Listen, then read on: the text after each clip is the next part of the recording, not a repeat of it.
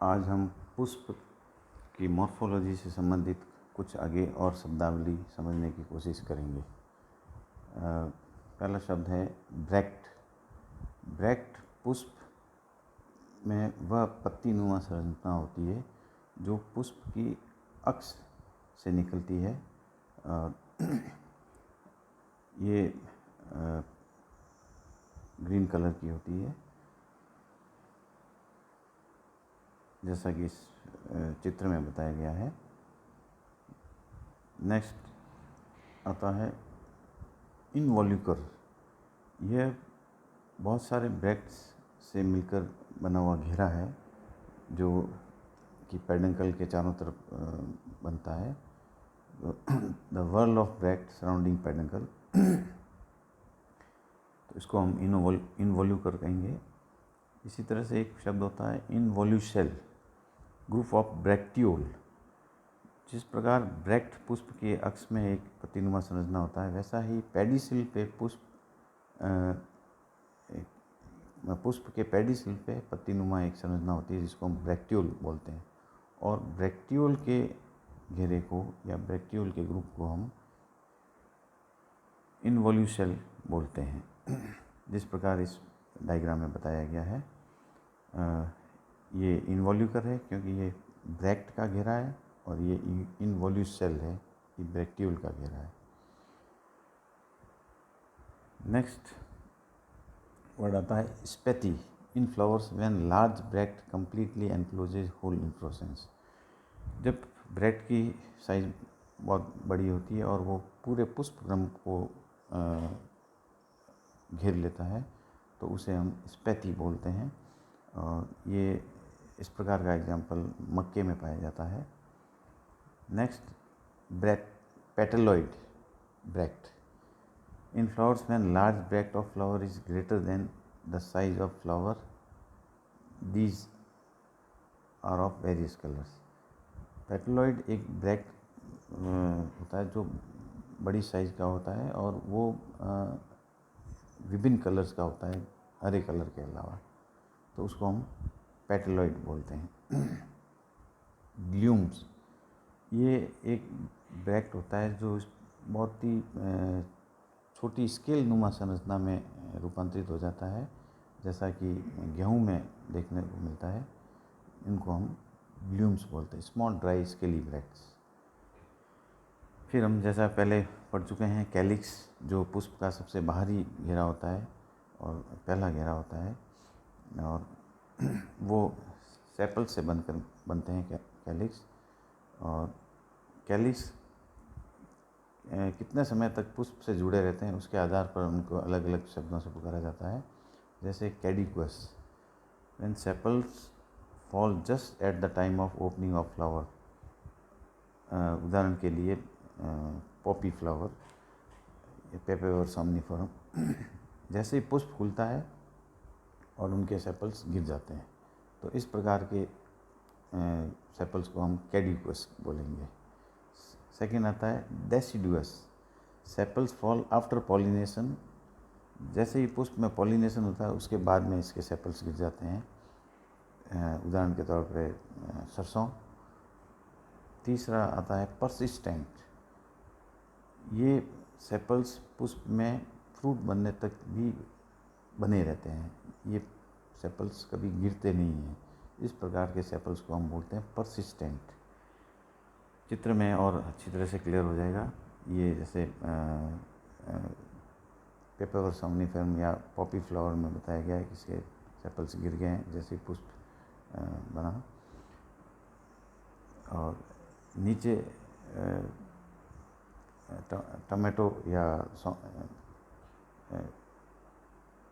Tomato fruit में fruit बनने के बावजूद इसके सेपल्स हैं, तो इस प्रकार के सेपल्स को हम परसिस्टेंट सेपल्स बोलेंगे।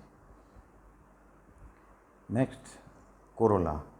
जैसा कि हम पहले पढ़ चुके हैं, पुष्प का द्वितीय घेरा या द्वितीय वर्ल होता है, उसको हम कोरोला बोलते हैं। कोरोला में हम दो शब्द पढ़ते हैं, पॉलीपेटलस और गैमोपेटलस।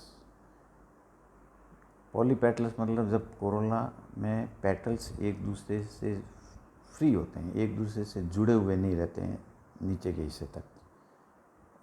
गैमोपेटल्स जब कोरोला नीचे से एक दूसरे से जुड़े होते हैं, फ्यूज्ड होते हैं, तो उस कंडीशन को हम गैमोपेटल्स कहते हैं। चित्र में साफ दिख रहा है, पहले पुष्प में कोरोला नीचे तक अलग अलग दिख रहे हैं, दूसरे में कोरोला एक बेल शेप संरचना बना देते हैं और नीचे से जुड़े हुए। एक गैमोपेटल्स कंडीशन में कोरोला पूरी एक यूनिट समान दिखती है। फिर पुष्प क्रम को हम समझने की कोशिश करेंगे। पुष्प क्रम वो अरेंजमेंट है जिसमें पुष्प पादप पे किस प्रकार लगा होता है उस स्थिति को समझाता है।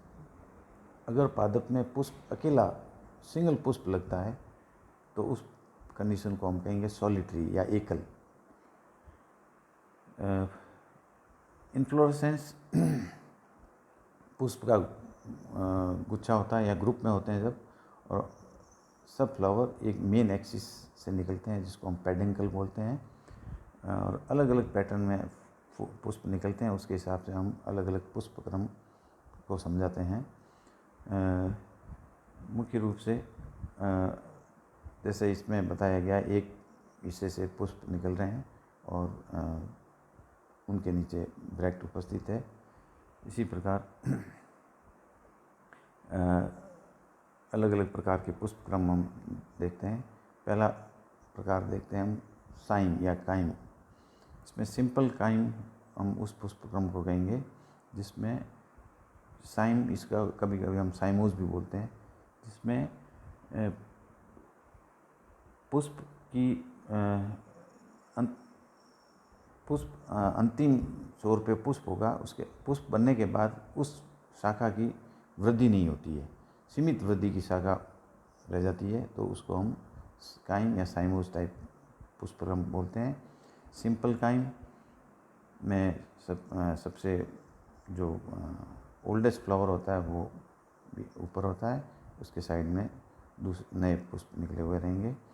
फिर कंपाउंड काइम, उसमें एक बार शाखाएं निकलती है, उन शाखाओं पे पुष्प नहीं बनके और फिर द्वितीय शाखाएं निकलती है, उस पे पुष्प बनते हैं, उसको कंपाउंड काइम कहेंगे। स्कॉर्पियड्स काइम, जिसमें एक ही साइड में शाखाएं निकलती जाएगी, दूसरी साइड में शाखाएं नहीं निकलती, उसको हम स्कॉर्पियड्स काइम, और इसको हम मोनोकेशियल काइम कहेंगे। ये दो प्रकार के होते हैं, स्कॉर्पियड और हेलिकॉइड। इस प्रकार का जो काइम है इसको हम डाइकेशियल काइम कहेंगे, दोनों तरफ से शाखाएं निकलती है इसमें। नेक्स्ट पुष्पक्रम के प्रकार है, उसमें catkin spike like inflorescence, that is flower do not have a pedicel and the main axis is elongated unbranched। इसकी जो मेन एक्सिस है शाखा की वो लंबी होती है, अशाखित होती है, और उस पे जो पुष्प लगते हैं वो पेडिसिल के बिना होते हैं, सेसाइल होते हैं या अवृंतीय पुष्प होते हैं। उदाहरण के तौर पे शहतूत का प्लांट है, उसमें आपको ये देखने को मिलेंगे, जिसमें आपको एक ही शाखा पे विभिन्न प्रकार के पुष्प, फीमेल और मेल पुष्प अलग अलग देखने को मिलेंगे। नेक्स्ट आता है spadix. Spadix is a characteristics inflorescence of remarkable arum या एरिकेसी फैमिली का ये लक्षण है। इसमें जो मीन्स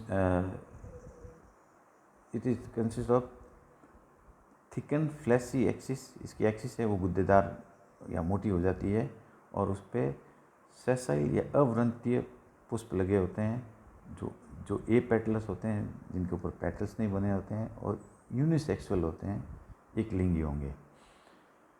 इसमें यूनिसेक्सुअल फ्लावर में जो मेल और फीमेल दोनों एक ही पत्तीनुमा संरचना में या मोटी संरचना में कवर्ड होते हैं, जिसको हम स्पैथी बोलते हैं, और उसमें मेल फ्लावर हैं उनको हम स्टेमिनेट फ्लावर कहेंगे और फीमेल को हम पिस्टिलेट फ्लावर बोलेंगे। इस चित्र की सहायता से हम और अच्छे से समझ सकते हैं कि इसमें जो पिंक कलर में पत्तीनुमा संरचना बताई है इसको स्पेथी कहते हैं, और इसके बीच में जो संरचना जिस पे पुष्प लगे रहते हैं उसको हम स्पेडिक्स बोलेंगे, और उसमें मेल और फीमेल दोनों फ्लावर लगे हुए हैं। नीचे फीमेल फ्लावर है, ऊपर मेल फ्लावर लगे हुए हैं। एक और चित्र में क्लियर दिख रहा है स्पेडिक्स और स्पेथी बता रखा है हरे कलर में। कुछ और चित्र हैं। अगला पुष्पक्रम है raceme. This inflorescence has an unbranched main axis and all pedicels of the flower are more or less same length। इसमें एक बात तो ये है कि पुष्प हैं जो वो सब वृंतीय होंगे, यानी पुष्प के नीचे स्टॉक होगा, पेडिसिल होगा, और रेसिमोज या रेसिम प्रकार के पुष्पक्रम में जो मुख्य अक्ष है उसकी निरंतर वृद्धि होती रहती है, वो वृद्धि रुकती नहीं है, इसलिए इसको हम रेसिम या रेसिमोज बोलते हैं। इसके अंदर जो पुष्प निकलते हैं वो पेडिसिलेट होंगे और उनकी पेडिसिल की साइज है वो डिफरेंट होगी। कुछ और रेसिम के एग्जांपल हैं, चाइनीज़ हैट है, फ्लावर, स्वीट पी है या मटर का पौधा है उसमें है। नेक्स्ट आता है अम्बल। इस पुष्पक्रम में अम्बल नाम इसलिए है कि ये अम्ब्रेला नुमा या छतरी नुमा इसकी संरचना दिखती है। इस पुष्पक्रम में जो पेडंकल के ऊपर जो पुष्प निकलते हैं वो the bears of the pedicel at the apex, उसके जो पेडंकल है उसकी एपिक्स से सब पेडिसिल एक साथ निकलते हैं और उनकी छतरी नुमा संरचना बनाते हैं। कंपाउंड अम्बिल। इसमें जैसा कि अम्बिल में पुष्प के पेडिसिल एक ही पॉइंट से निकलते हैं, कंपाउंड अम्बिल में एक पुष्प के पेडंकल से शाखाएं निकलेगी, उन शाखाओं पे पुष्प नहीं लगेंगे, वो और शाखाओं में विभाजित होंगे और सेकेंडरी शाखाएं या द्वितीयक शाखाएं हैं उसमें पुष्प लगेंगे। तो इस प्रकार के पुष्पक्रम को हम कंपाउंड अम्बिल बोलते हैं। चित्र से और ज़्यादा क्लियर हो जाता है कि इसमें पेडंकल के ऊपर से एक ही पॉइंट से शाखाएं निकली है। सामान्य अम्बिल में यहाँ पुष्प थे, यहाँ पुष्प नहीं लगे, इसमें वापस शाखाएं बनी और उनके ऊपर पुष्प लगे। तो इस प्रकार के पुष्पक्रम को हम कंपाउंड अम्बिल या मल्टीकेशियल काइंड भी बोलते हैं। नेक्स्ट आता है spike. This inflorescence type has a long unbranched main axis and bears flowers which have no pedicels or very short pedicel। जैसा कि हमने रेसिमोज में देखा था कि पुष्प में पेडिसिल युक्त थे, इस प्रकार के पुष्पक्रम में पेडिसिल नहीं होते हैं, ये पुष्प अवृंतीय होते हैं, सेसाइल होते हैं और अशाखित शाखा के चारों तरफ पुष्प लगे रहते हैं। इसके उदाहरण, बहुत कॉमन उदाहरण ग्लेडियोलस का पुष्प है। इसमें आप देखते हैं तो चारों तरफ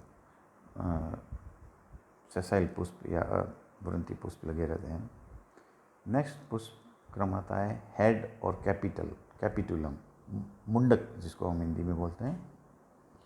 इस प्रकार का पुष्पक्रम सूरजमुखी के पुष्प में पाया जाता है। इसमें पुष्प में पेडिसिल नहीं होती है और नर और मादा पुष्प अलग अलग होते हैं और पूरा पुष्पक्रम एक पुष्पनुमा दिखता है, मगर उसमें बहुत सारे पुष्प होते हैं, नर और मादा दोनों प्रकार के। जो किनारे पे पुष्प होते हैं उन पुष्प में एक कोरोला नुमा संरचनाएँ दिखती हैं, जैसा कि हमें इसमें दिख रहा है और आगे और चित्र से क्लियर होगा। इसमें जो किनारे पे पुष्प हैं उसमें कोरोला नुमा संरचना निकली है, बीच में ही जो पीले कलर में सब दिख रहे हैं ये सब पुष्प हैं।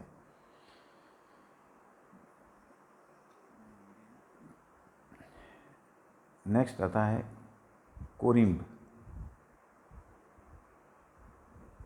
इस पुष्प में जो मेन एक्सिस है वो इलोंगेटेड और अनब्रांच्ड होती है, जैसे कि मगर पेडिसिल की साइज है वो नीचे जो नीचे एक्सिस में है उनकी बड़ी होती है, और जो नए पुष्प या ऊपर बने हुए हैं उनकी छोटी होती है। तो उससे जो पुष्प नीचे से ग्रो कर रहे हैं वो भी सेम लेवल पे आ जाते हैं। तो इस प्रकार के पुष्पक्रम को हम बोलते हैं कोरिम्ब। चित्र से और क्लियर हो जाएगा कि हम ये अलग अलग प्रकार के पुष्पक्रम के चित्र दिए गए हैं। जैसे पहले में हम कहते हैं स्पाइक, लाइक ए स्पाइक और racemose but upward growth limited, so flat top result not a long inflorescence. ये नीचे हेड या कैपिटुलम टाइप है, ऊपर कोरिम्ब है जिसमें नीचे के पुष्प है उनका पेडिसल लंबा है, ऊपर के पुष्प का पेडिसल छोटा है। तो पुष्प इसमें और अच्छी तरह से क्लियर होता है। इस चित्र में हम विभिन्न प्रकार के पुष्पक्रम को कंपेयर करके और समझ सकते हैं। कोरिम्ब जिसमें पुष्प सेम लेवल पे दिख रहे हैं। ये सेम लेवल पे इसलिए संभव है कि जो नीचे सबसे नीचे पुष्प लगा है उसका पेडिसल सबसे लंबा है, सबसे ऊपर वाले पुष्प का पेडिसल या स्टॉक या उसका व्रंत सबसे छोटा है। तो इस प्रकार ये जब पुष्पक्रम में पुष्प सब एक लेवल पे आ जाते हैं। मगर इसमें जो सबसे यंग पुष्प है या सबसे बाद में जो पुष्प बना है वो सेंटर में होता है। इससे जस्ट उल्टा होता है काइम, जिसमें ओल्डेस्ट फ्लावर या सबसे पहले पुष्प बना है वो सबसे बीच में है, और बाद में जो नए नए पुष्प बनते हैं वो बाद में बनते हैं। और वो दिखने में कोरिम्ब जैसा ही होता है, मगर उसमें ओल्डेस्ट फ्लावर बीच में होता है। अम्बल में पेडिसिल एक ही जगह से निकले हैं। कोरिम्ब और काइम में पेडिसिल अलग अलग जगह से निकले थे अक्ष से। इसमें एक ही जगह से निकलते हैं और वो एक ही लेवल पे पहुंच जाते हैं। इस प्रकार के पुष्पक्रम को हम अम्बल बोलते हैं। नेक्स्ट आता है स्पाइकलेट। इस प्रकार के उदाहरण आपको ग्रामीणी या पोएसी कुल में मिलेंगे, जैसा कि गेहूँ में होता है। इसमें एक ब्रैक्ट नुमा संरचना, ब्रैक्ट जो है वो स्केल नुमा संरचना में कन्वर्ट हो जाती है, और इस प्रकार से पुष्पक्रम दिखता है। नेक्स्ट है वर्टिसिल और वर्ल, और इसको हम वर्टिसिलास्टर भी बोलते हैं। ये तुलसी में ऐसा पुष्पक्रम मिलता है लेबिएटी फैमिली में, जिसमें नोड्स और इंटरनोड्स होते हैं मेन एक्सिस पे, और नोड्स पे पुष्पों का घेरा या पुष्प का गुच्छा उपस्थित होता है। ये इस डायग्राम में अच्छी तरह से दिखता है, नोड और इंटरनोड उपस्थित हैं। नेक्स्ट आता है panicle. The main axis has branches which are in turn rebranch. जो उसकी मुख्य अक्ष है वो उसमें शाखाएं होती है, और शाखाओं से फिर शाखाएं निकलती है। तो इस तरह से उसमें बहुत सारी शाखाओं से शाखाएं निकल के और बाद में पुष्प लगते हैं। इस प्रकार के पुष्पक्रम को हम कहते हैं पेनिकल। एक बार फिर हम इनको रिवाइज कर लेते हैं। पुष्प, जब किसी भी शाखा पे अकेला पुष्प होता है तो उसको हम सॉलिटरी या एकल पुष्प कहते हैं। जब पुष्प अशाखित शाखा पे बनते हैं और उसमें व्रंत अनुपस्थित होता है, यानी पेडिसिल अनुपस्थित हैं और वो अल्टरनेट निकलते हैं, तो उसको हम स्पाइक बोलते हैं। यही पुष्प जब व्रंतीय होते हैं, यानी उनके पुष्प में पेडिसिल उपस्थित होता है और अशाखित शाखा पे लगते हैं, तो उनको हम रेसिम बोलते हैं। जब ये शाखाएं पुनः शाखित होती है और उसके बाद में उन अगली शाखाओं पे पुष्प लगते हैं, तो उसको हम पेनिकल बोलते हैं। इसको एक बार और हम रिवाइज करते हैं। स्पाइक, जिसमें सेसाइल पुष्प है। स्पाइक जिसमें पुष्प में व्रंत नहीं है। रेसिम, अशाखित शाखा पे पुष्प लग रहे हैं मगर उसमें व्रंत उपस्थित है। पेनिकल, मुख्य अक्ष शाखित है और वो शाखाएं फिर शाखाएं बनाती है और उन पे पुष्प लगते हैं, पेनिकल बोलेंगे। ये आपके मोनोकेशियल काइम, जिसमें एक साइड से ही शाखा निकलती है और वहाँ पुष्प लगेगा, फिर उसकी पुष्प से शाखा निकलेगी और उसमें पुष्प लगेंगे। ये दो प्रकार के होते हैं, एक हेलिकॉइड और एक स्कॉर्पियोइड, जिसमें ऑल्टरनेट शाखाएँ निकलेगी उसको स्कॉर्पियोइड, एक साइड से शाखा निकलती है उसको हम हेलिकॉइड बोलते हैं। ये काइम वापस मल्टीकेशियल या डाइकेशियल काइम होता है, जब एक पुष्प के दोनों साइड से शाखाएँ निकलेगी, फिर दूसरी शाखा में भी दोनों साइड से शाखा निकलेगी और उस पर पुष्प लगता है। तो इस प्रकार के पुष्प क्रम को डाइकेशियल काइम बोलते हैं। कोरिम, जिसमें मुख्य अक्ष के विभिन्न लेंथ पर पुष्प बनते हैं और वो एक ही हाइट पर पहुंच जाते हैं, अर्थात इनके पेडिसिल की लेंथ अलग अलग होती है। जो सब पुष्प सबसे नीचे और पहले बना है उसके पेडिसिल की लंबाई ज़्यादा होगी और सबसे ऊपर वाले पुष्प की पेडिसिल की लंबाई कम होगी। फिर मल्टीकेशियल काइम, थायरस, अम्बल, जिसमें एक ही पॉइंट से पुष्प निकलेंगे और एक ही लेंथ की उनकी पेडिसिल की साइज होगी। कंपाउंड अम्बल, जिसमें एक पुष्प से शाखाएं निकलेगी, फिर उन शाखाओं पे फिर शाखाएं निकलेगी और उसके ऊपर पुष्प बनेंगे, तो कंपाउंड अम्बल। स्पाइकलेट, जैसा कि गेहूं में होता है, पुष्प सेसाइल होंगे, इनके नीचे ब्रैक्ट जो रहता है उसके लिए संरचना बन जाती है, इसमें ग्लूम बनते हैं। नेक्स्ट वर्टिसिलास्टर्स, जिसमें संधि और पर संधि उपस्थित होती है या नोड और इंटरनोड्स उपस्थित होते हैं और उस पर संधियों पे बहुत सारे पुष्प लगते हैं। इस प्रकार का पुष्पक्रम लेबिएटिकुल में तुलसी में पाया जाता है। ग्लोमरूल, एक ही पुष्प उपस्थित है इसमें। स्पेडिक्स, जैसा कि मक्के में उपस्थित होता है, इसमें एक स्पेथी बनती है लंबी और उसके अंदर यूनिसेक्सुअल फ्लावर बनते हैं। कैटकिन, शहतूत में हमने उदाहरण पढ़ा था। इस प्रकार से अलग अलग प्रकार के पुष्पक्रम हैं। एक बार हम फिर पुष्प के सेक्सुअल स्टेटस के हिसाब से हम वापस याद करते हैं जो हमने पार्ट 1 में पढ़ा था। फ्लावर बाइसेक्सुअल है, मतलब एक ही पुष्प में नर और मादा जननांग उपस्थित है, तो उस पादप को या उस फ्लावर को हम बाइसेक्सुअल या हर्माफ्रोडाइट कहेंगे। अगर पुष्प और फ्लावर यूनिसेक्सुअल है और वो एक ही पादप में उपस्थित हैं, यूनिसेक्सुअल फ्लावर यानी मेल और फीमेल फ्लावर अलग अलग है मगर एक ही पादप पर उपस्थित हैं, तो उस प्रकार के पादप को हम मोनोसियस कहेंगे। दूसरा, जैसा कि इसमें बताया गया, मेल और फीमेल पुष्प अलग अलग होते हैं और दोनों अलग अलग पादप पर उपस्थित हैं, तो उस प्रकार के पादप को हम डायोसियस पादप कहेंगे। तो इस प्रकार से अलग अलग प्रकार के पुष्प बताए गए हैं। लास्ट कुछ स्ट्रक्चर्स हैं जो वेजिटेटिव जनन करते हैं या कायिक जनन के लिए जिम्मेदार होते हैं, जैसे बल्ब, ट्यूबर्स, जैसे आलू में पाए जाते हैं, बल्ब प्याज में मिलेंगे आपको। स्टोलन, इसमें एक और पादप और दूसरे पादप के बीच में जो तना बनता है उसको हम स्टोलन बोलते हैं, ये भी कायिक जनन के लिए जिम्मेदार होते हैं। राइजोम्स, जड़ों, एक पादप की जड़ें दूसरे पादप के का निर्माण करती है और वो आपस में जुड़े रहते हैं, राइजोम बोलते हैं। बल्बिल्स, जैसे कि ब्रायोफाइलम में मिलता है आपको, पत्ती पे छोटी छोटी बल्ब बन जाती है और उससे जड़ और पत्ती निकल के नया पादप का निर्माण करती है, बल्बिल्स। और इस तरह से टूरियम्स। Thank you.